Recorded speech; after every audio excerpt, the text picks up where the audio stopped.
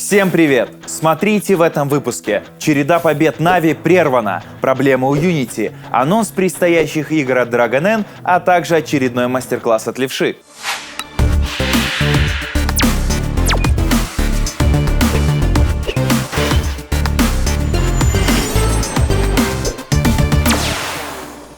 Это все-таки произошло. Нави проиграли. Команда Делюкса впервые с момента основания Лиги Wargaming рискует закончить онлайн-часть сезона не на первом месте.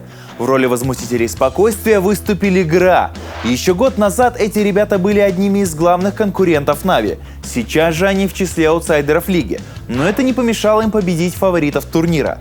О прошедшем матче в комментариях капитанов команд. В первом бою Нави немножко недооценили нас, думая, что мы будем стоять в дефе, поехали вперед сразу, а мы вышли на прием. В итоге зажали их и расстреляли со всех сторон. Как-то, в общем, проиграли мы первый раунд довольно бесславно. Танки не надамажили наши, но зато успешно посливались. В общем, довольно быстрый получился раунд и относительно неожиданно, во всяком случае, для меня. Дальше мы собрались и очень легко выиграли подряд 2 раунда. А потом Руинберг с 2 вылетами от Нави. Сначала вылетел Инспирер, из-за этого был рестарт, а потом вылетел капитан команды Deluxe. И, видимо, без его тонкого и чуткого руководства Нави приняли решение атаковать. И были расстреляны нами. Полчаса команда играла без меня. Ребята почувствовали власть, начали там что-то ржать, прикалываться. Все это было очень хорошо слышно в TeamSpeak, кто смотрел матч. Но, в общем, кроме как ржать и прикалываться, у них ничего не получилось. В конце нам повезло очень сильно. Уже из круга захвата, не успевая взять базу, мы добили последний Т1. Эклипс решил им немножко помочь, подставился, в итоге 2-2. А в 5-м бою на утесе я так понял, что у Нави вылетел Инспирер. И в начале замеса он участия не принял, и мы просто перестреляли их. Проиграли. Конечно, во многом из-за того, что вылетел капитан. И второй, наверное, очередь из-за недооценки противника и, соответственно, переоценки собственных сил. Пусть это огромная доля везения, но выиграть у чемпионов мира, это очень приятно. Да, в конце концов, что они там говорят, мы играли без капитана. Вы чемпионы мира, ребят. Вы должны выигрывать левой ногой во время сна. Надо сказать, что исторически наши матчи с ГРА всегда получались какими-то довольно напряженными, даже несмотря на то, что эта команда потеряла своих основных игроков где-то год назад. Всегда против Норгрей играть было довольно неудобно. И этот матч не стал исключением. В любом случае, я считаю, что даже без капитана команда нашего уровня должна была без вариантов обыгрывать противника из подвала турнирной таблицы, и будет проведено разбирательство очень серьезное, и виновные будут жестоко наказаны. Вернемся к Gold Series. Unity продолжает лихорадить. На этот раз команда Анатолича была бита бандой Дерпа. Этой победой Аркада заметно увеличила свои шансы на попадание в плей-офф. Продолжают держаться вверху турнирной таблицы и белорусские партизаны из Виплей. А ЛФС сбавили обороты, а ведь впереди у них серьезные матчи, и будет на что посмотреть. О самых интересных ближайших сражениях нам расскажет DragonN. Всем привет, с вами DragonN. Какие матчи обязательно стоит посмотреть на этой неделе, узнаем прямо сейчас. ЛФС сразятся с Unity. Интересный матч с точки зрения турнирных раскладов. Unity больше нельзя проигрывать, если они все еще хотят выйти на лан-финал напрямую. ЛФС же нужно побеждать, чтобы удержаться в топ-8 и попасть в плей-офф. Панды против Каскейд. Захватывающий матч внизу турнирной таблицы. В теории у обоих коллективов есть еще шансы остаться в Gold Series, но для этого им надо что-то менять в своей игре. Терять ребятам нечего, так что они смогут спокойно играть в свое удовольствие и творить все что угодно. Будем ждать открытое противостояние с массой интересных атак. Дальше ЛФС будут играть с Аркадой. Думаю, агрессивную игру от ЛФС опять же ждать не стоит. Но и наши ребята не будут бросаться на их деф просто так. Скорее всего, все будет решаться на открытых картах, где свести бой на ничью гораздо труднее. И это все на сегодня. Увидимся на следующей неделе. Всем пока! На этой неделе стартуют сразу 2 национальных кубка. Один в Прибалтике, второй в Молдове. Если у вас есть команда, готовая сразиться за 70 тысяч игрового золота и чемпионский титул, это ваш шанс. Единственное, что стоит учесть, в турнирах могут принять участие только граждане соответствующих стран. Подробнее читайте на официальном сайте, ссылка в описании. 29 июня в Бишкеке пройдет финал чемпионата Кыргызстана. 4 команды финалистов уже определены, но в личном зачете принять участие может каждый пришедший на мероприятие. Так что если у вас отпуск, а вы не хотите расставаться с танками и не придумали, в какую жаркую страну отправиться, задумайтесь, будет интересно. На этом, пожалуй, все. Подписывайтесь на наш канал, оставляйте комментарии и не пропустите очередной мастер-класс от Левши. Всем привет, с вами Левша. В этом мастер-классе я расскажу вам о первоначальном разъезде в командных боях на таком танке, как AMX 1390.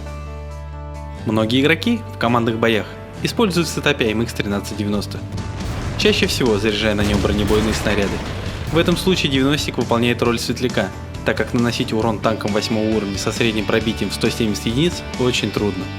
При использовании подкалиберных снарядов с бронепробитием 248 единиц можно не только светить, но и без проблем наносить урон вражеским танкам. В этом выпуске мы разберем такие карты, как Монастырь, Лацвель, Энск и Рудники. Начнем с верхней базы на карте Монастырь.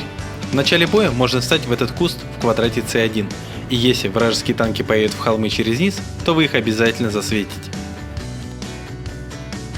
Если у противника есть 90-ик, одному ехать в монастырь опасно, и лучше просветить заезд на монастырь.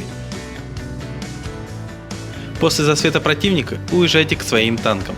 Если промедлить, можно вообще оттуда не уехать, так как враг может атаковать по 4-й линии. В случае, если у врага более тяжелый сетап, можно заехать в монастырь и засветить с балкона поднимающихся танков противника в квадрате J3. С нижнего респа лучше ехать в основной группе танков, либо на 1390 можно подняться на горку и с этого куста засветить атаку по 8 и 6 линии. После того, как вы засветили танки, нужно спуститься вниз.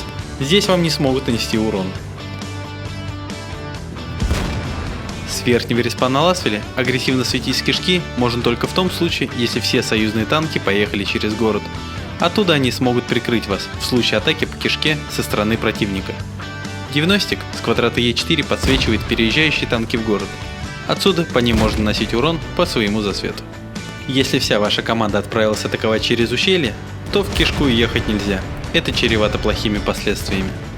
Можно агрессивно просветить вдоль берега. Доехав до этого поворота, вы засветите все танки, проезжающие в город, а также танки, которые находятся в кишке. С нижнего респа можно просветить кишку от этого дома в квадрате G7. Главное правильно заехать в этот куст, и тогда вас точно не засветит. Засветитесь вы только после того, как откроете огонь. В начале боя от этого куста можно светануть переезжающие танки в город, если они сразу спускаются вниз города. Задерживаться здесь не надо. Подъехали, светанули и сразу уехали.